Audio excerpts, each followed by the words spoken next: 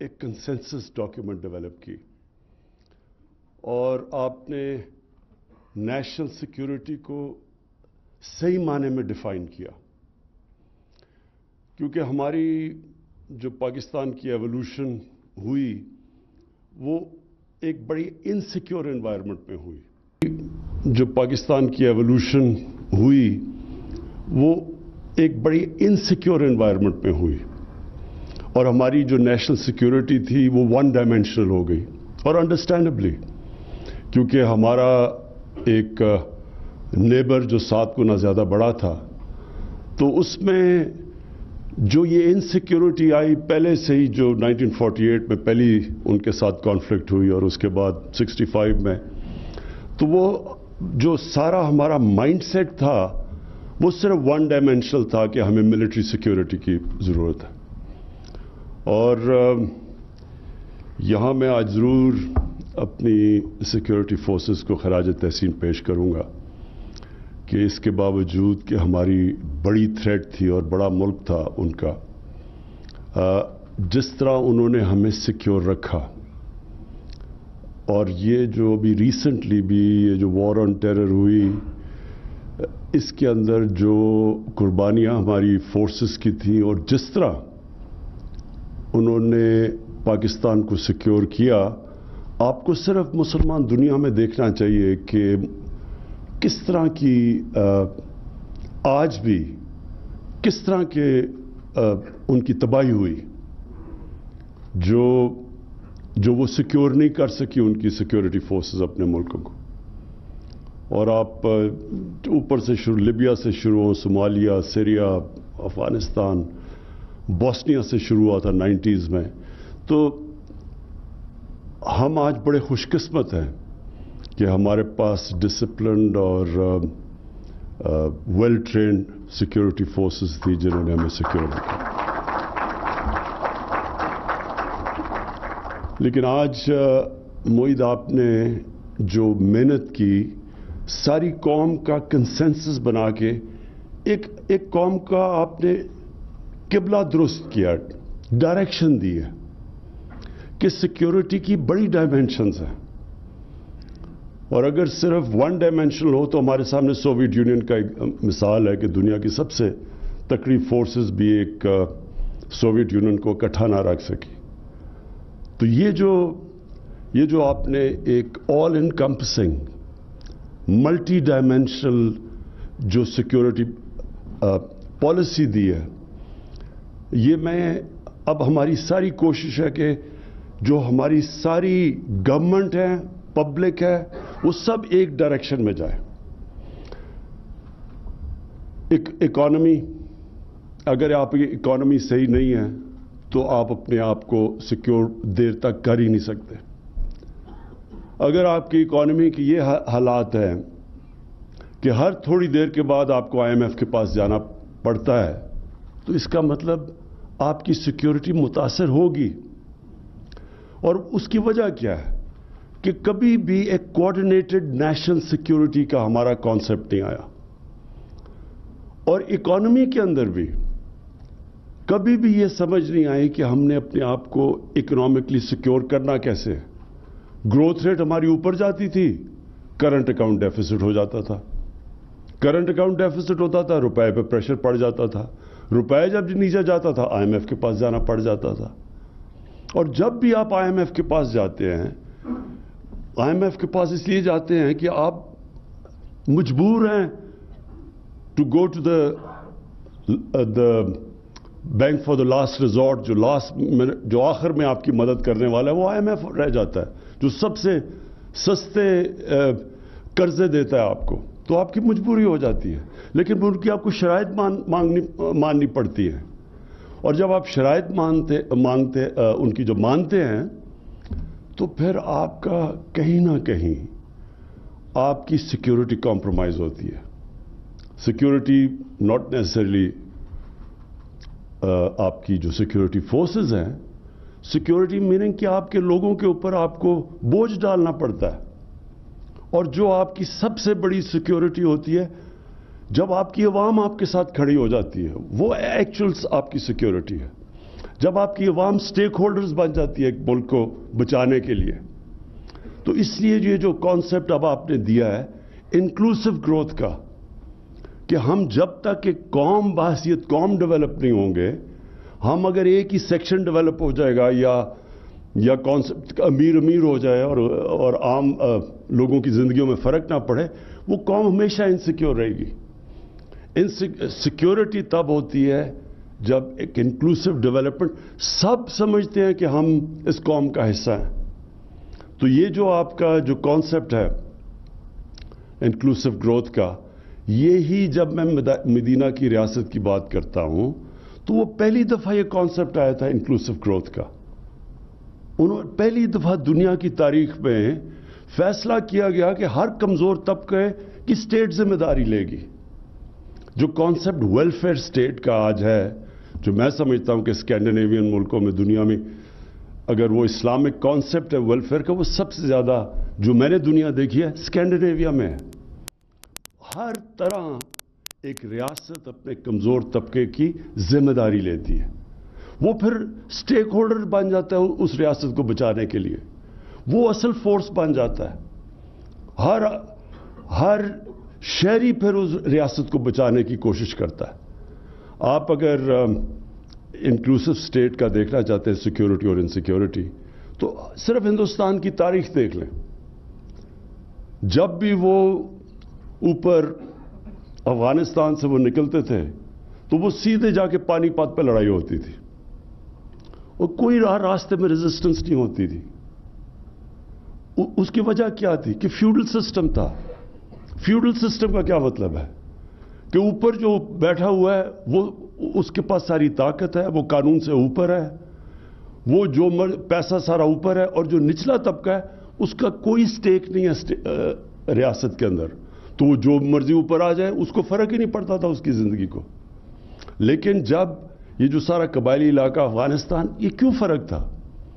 کیونکہ ان کا ایک ڈیموکریٹک کلچر تھا.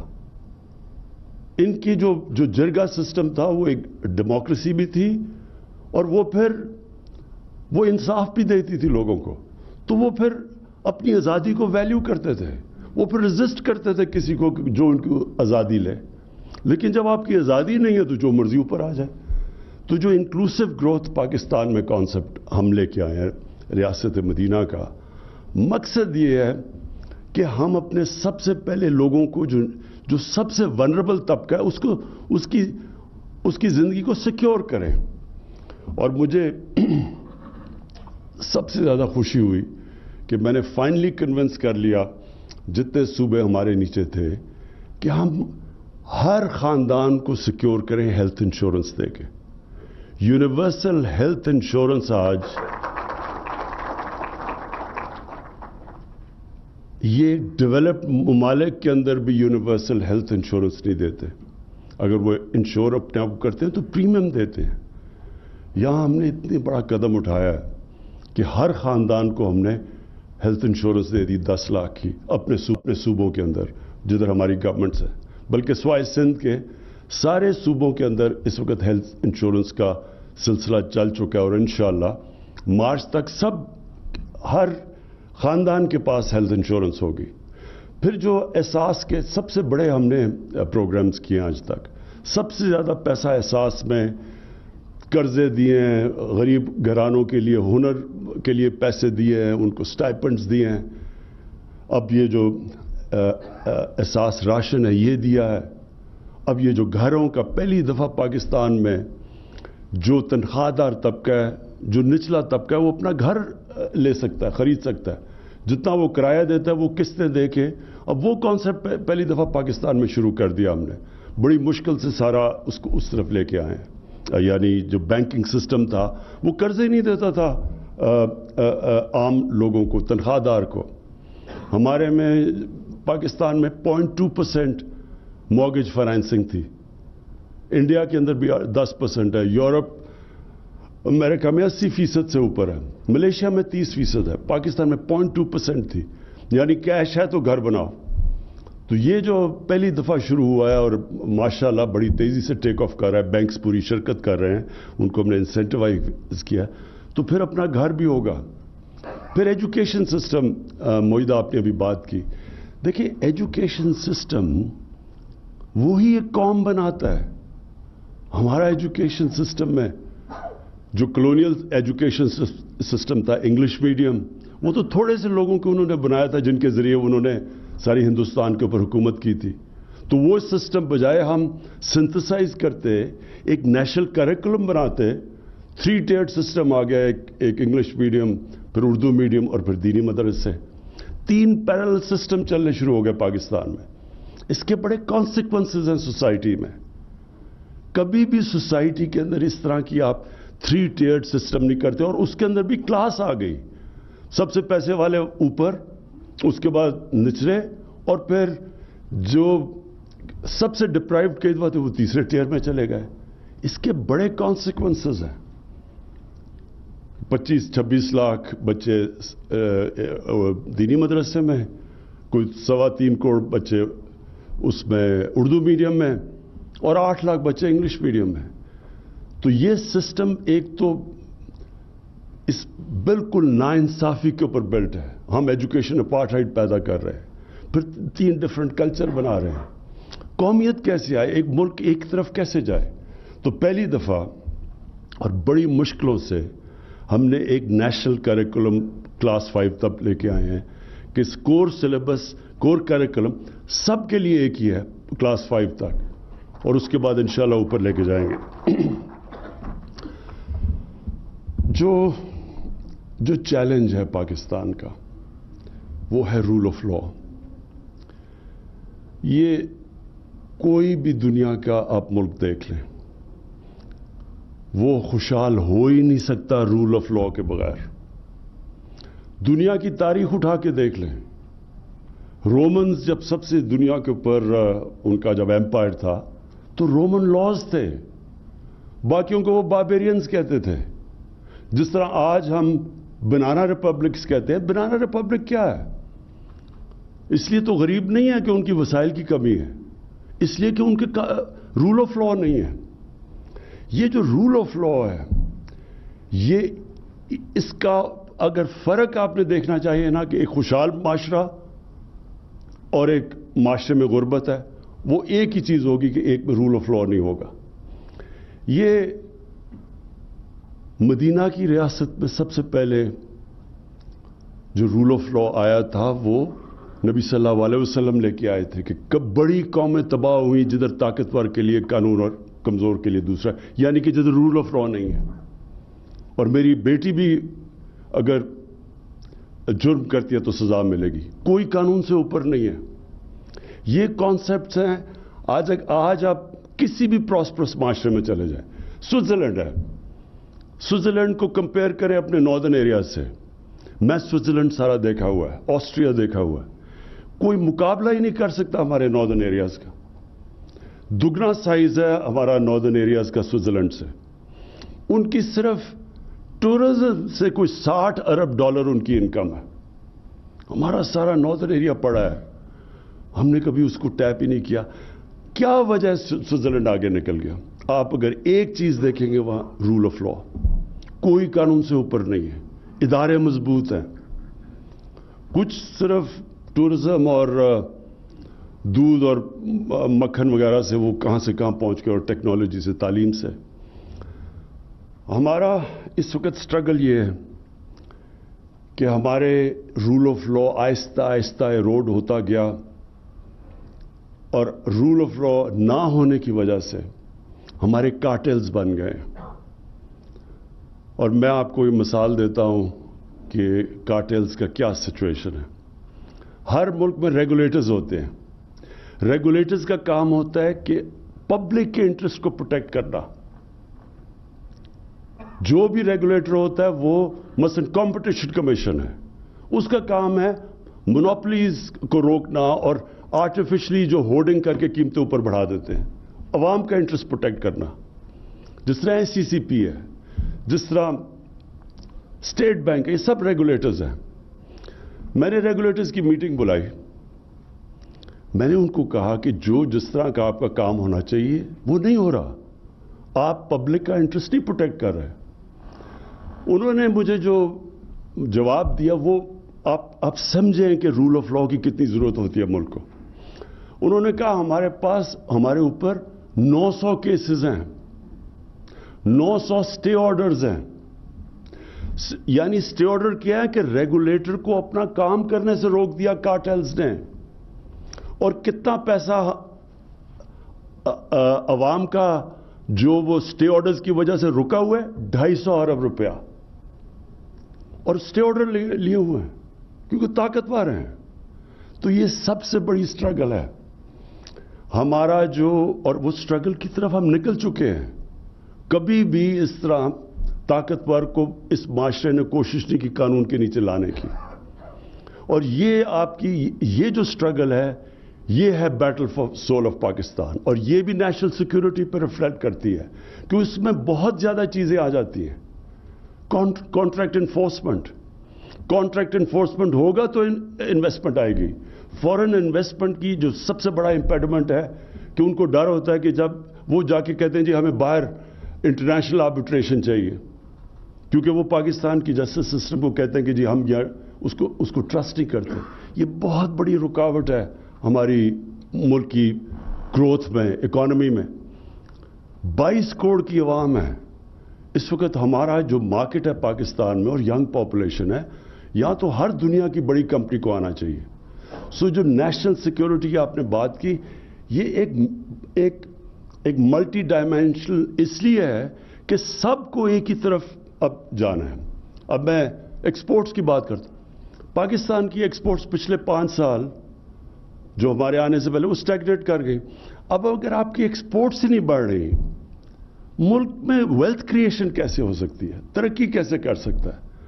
कि जब आप बाहर से चीजें ज्यादा खरीद रहे हैं और बेच कम रहे हैं तो कोई मुल्क भी आगे नहीं जा सकता।